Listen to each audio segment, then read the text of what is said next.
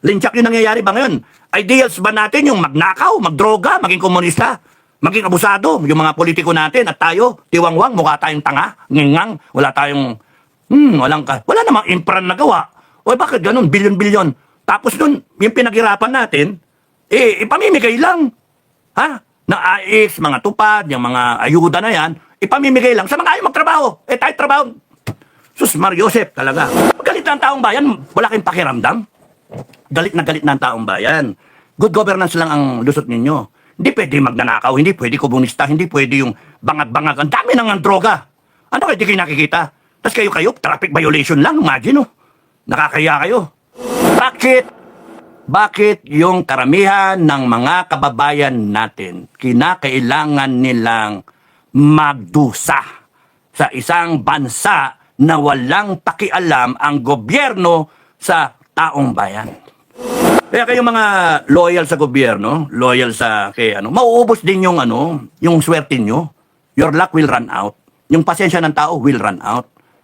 And God will intervene. God has always been there for the Filipino people.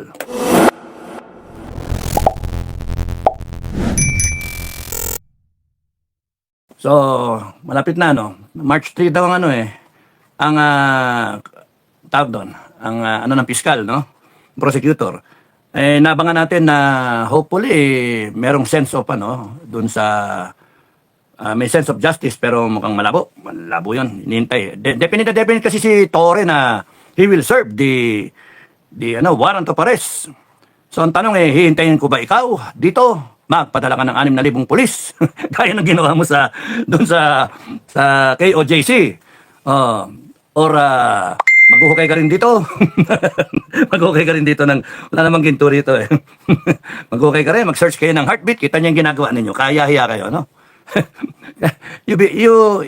nagiging laughing stock kayo ng taong bayan. Hindi dapat ganun yung PNP. Supposed to be, ang imahe ng PNP to serve and protect the people. To serve and protect. But apparently, some of you guys there in PNP, you have forgotten the reason why you were created.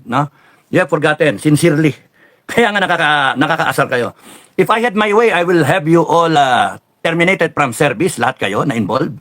Terminated from the service, pending investigation, at yung inyong forfeiture of your pension.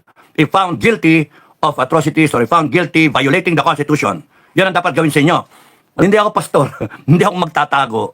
Inisip ko nga, pumunta na lang sa iyo Kasi sabi mo you will serve the warrant yourself tignan natin kung anong gising ko nun, kung masama ba o palaban ng gising ko o mapagpatawad o yung iwas gulo ba. Hindi ganun ng GPNP.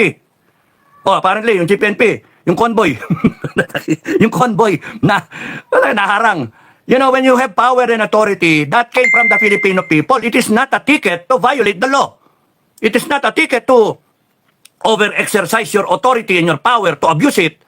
May yung maliliit na tao pag nahuli doon sa carousel, kawawa Tapos kayo, porke ba PNP, GPNP, and then you come out denying na hindi ikaw. Ba't hindi mo alamin kung hindi ikaw yon, sana, ang GPNP, inalam mo, sino ba yun? Di ba?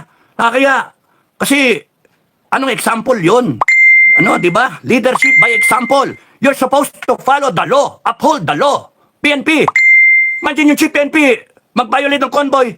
Subukan ninyo yung mga tiniente nyo, kapitan nyo, major colonel ninyo, ang mag-violate dyan sa carousel. Reprimand, dismiss from the service. Kayo, GPNP, kaya. Senior officials of the PNP, sino yun? Sino yun? Ang hirap dyan, gagawa kayo ng kalokohan, gagawa kayo ng kabutaan, buta-buta kayo, tapos noon, itatago ninyo, wala kayong B na harapin ang pagkakamali ninyo. Nakalimutan nyo na yung paninilbe sa taong bayan. Yun yung problema, kaya kami nagagalit, kaya kami maangas. Nakalimutan nyo And kayo pa ngayon ang galit, kayo pa ngayon ang may katuwiran. No, hindi pwede. Iikot ang gulong. Punong-puno na ang mga kababayan natin. Gusto ko nga laglagan nyo ako ng warrant of arrest para magalit yung taong bayan. Please, wag naman ganun. Baka mamaya taong bayan ang mag-ano sa inyo I-warrant of arrest kayong lahat Pag kaya napuno na yung kababayan natin. Pigang-piga na tao. Solvehan ninyo. Yung mga problema ng mga kababayan natin sa taas ng presyo, yun ang solbahin ninyo. Yung mga nangyayaring droga sa kalsada lumalagana, mas malakas ngayon, yun ang solbahin ninyo, yung mga biktima, yung mga nanakawa, nare-rape, yung mga sinasaksak, yung mga nakikita ng mga bata. Ay, Diyos mio, ano ba klase tayo? Paurong na bansa eh. Yung mga magnanakaw sa gobyerno, yun yung lutasin ninyo. Ikaw, BBM, explika mo yung pagkawala ng pera. Lahat kayo. Akala ko nga, wala na tayong pag-asa, pero salamat sa Supreme Court eh. Kasi yung Supreme Court, kahit papano, nakakita ka ng liwanag eh. Yung pagkakatanong ng Supreme Court, yung pagkakasalita nila, makita mo yung galing ng mga ano natin, mga justices natin. Seriously, kinakailangan natin ng reboot kung gano'n ang pananaw ng mga gustong sumagip sa bansa natin. Kasi pag ano na talaga, pag ano yung bansa natin. At inip na yung mga kababayan. Kung sakaling kayo mga kababayan, makita ninyo yung sarili ninyo na tatayo kayo. Kasi mahirap yung tumayo, wala kang katabi sa kaliwa kanan. Oh no, wala kang kasama, wala kang kakampi. Oh, wala pa sa likod, ikaw lang. Huli ka. Pero kung marami kayong tumatayo, ibang klase yon. Kasi walang magagawa yung ang ating law enforcement.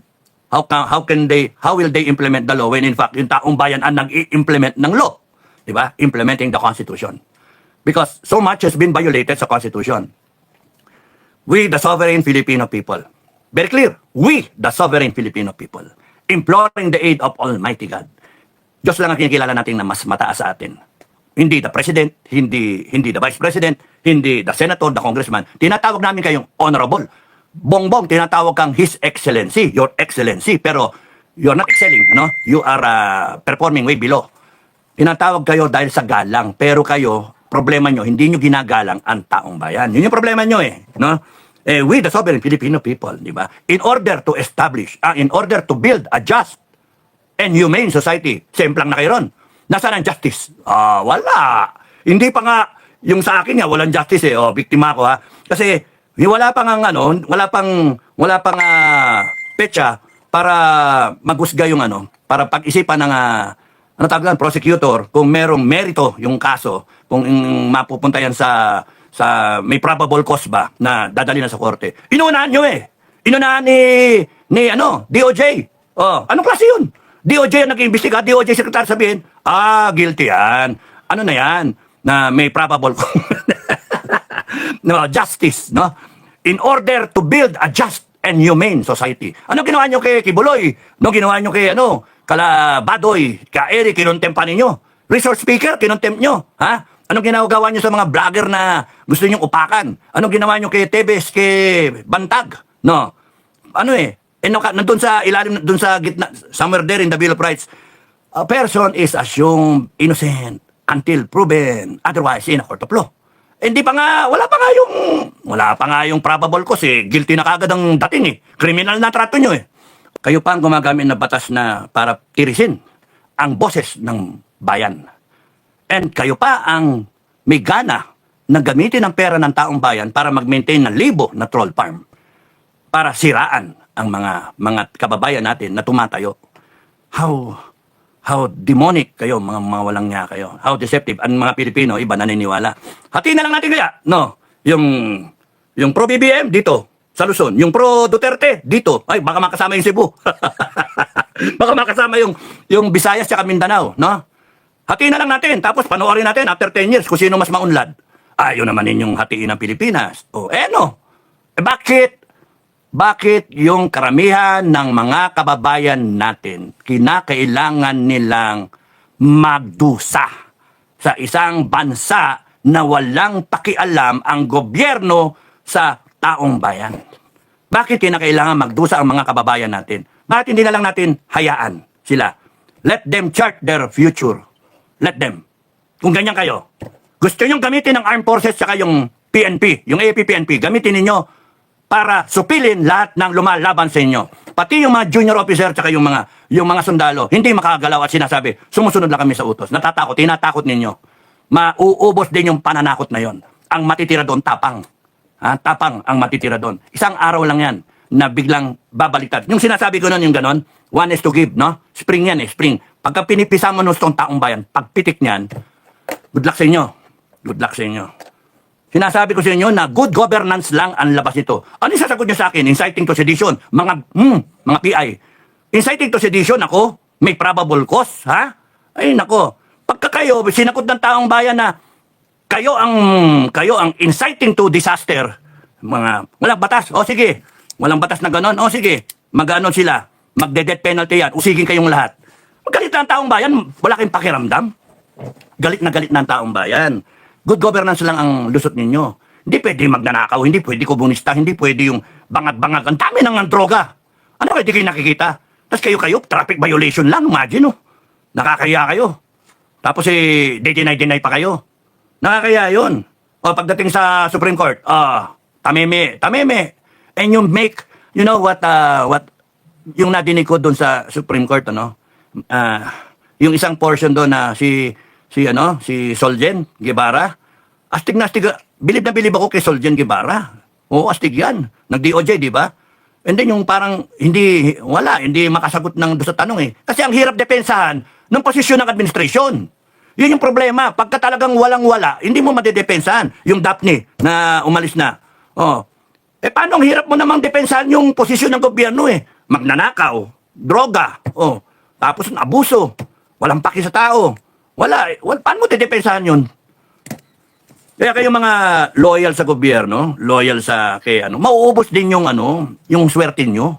Your luck will run out. Yung pasensya ng tao will run out. And God will intervene. God has always been there for the Filipino people. He may intervene through other ways, through other people, but He will surely intervene. I promise you that. When seemingly you're out of options, parang ganon, when parang wala nang pag-asa talaga. O ganon yung Pilipinas ngayon, parang wala nang pag-asa, wala ka nang magawa. Then God delivers the people. And I'm very confident that we will be delivered one of these days. Ay, nako, tayong masunod, mga kababayan, because we are sovereign. Nakalagay sa nasa preamble talaga lahat eh. A just and humane society, establish a government that shall embody our ideals and aspirations. Linchak yung nangyayari ba ngayon? Ideals ba natin yung magnakaw, magdroga, maging komunista, maging abusado, yung mga politiko natin at tayo, tiwangwang, mukha tayong tanga, ngingang, wala tayong, wala namang infra na gawa. O bakit ganun? Bilyon-bilyon. Tapos nun, yung pinaghirapan natin, ipamimigay lang. Ha? Na AX, mga tupad, yung mga ayuda na yan, ipamimigay lang sa mga ayaw magtrabaho. Tayo trabaho. Sus, Mariosep talaga. Ano ba naman yung kagaguhan na yan? Kalokohan yan talaga. Yung mga ibang kababayan natin, away from their families, nag-abroad para na magtrabaho na maayos. Kaya kailangan yung gobyerno mag-create ng trabaho. Hindi yung bigay, tapos kunyari, out of 10,000, 5,000 lang bibigay nyo, 5,000 bubulsan ninyo. Langya kayo. Kaya nga, wala ang kakwenta-kwenta. Ang masakit dito, nagre-reklamo na tayo.